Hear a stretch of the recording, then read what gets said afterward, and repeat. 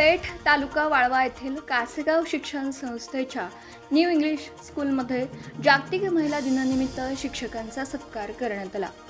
प्रारंभी सावित्रीबाई फुले व राजमाता जिजाऊ यांच्या प्रतिमेचे पूजन मुख्याध्यापक एस.बी. माने यांच्या हस्ते करण्यात आले। यावेळी प्रमुख पाहुणे धनंजय बामणे म्हणाले, संविधानातील महिलांच्यासाठी असलेल्या तरतुदींची कडक अंमलबजावणी केल्यास महिला आत्मनिर्भर बनतील।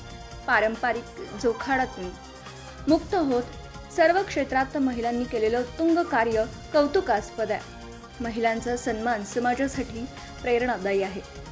कार्याध्यक्ष एन.डी. पाटील म्हणाले, न्याय हक्कासाठी संघर्षातून समानता मूल्याची जडणघडण महिलांनी केली। अन्यायाविरुद्ध लढण्याची ताकद महिलांमध्ये असते। यावेळी सरस्वती कदम यासह अनन्या कदम, जान्हवी माळी, जान्हवी पाटील, सिमरा मुलाणी, राजनंदिनी पाटील, भार्गवी शेटे, आदिती पवार, अलिना मगदूम यांची भाषणे झाली।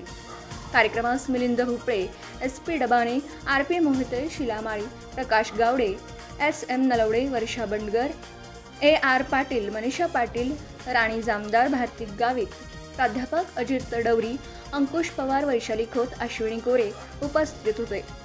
स्वागत व प्रास्ताविक जयश्री शेळके यांनी केलं। सूत्रसंचालन पल्लवी मोहिते, काव्या कदम हिने केलं। आभार नलिनी पाटील यांनी मानले।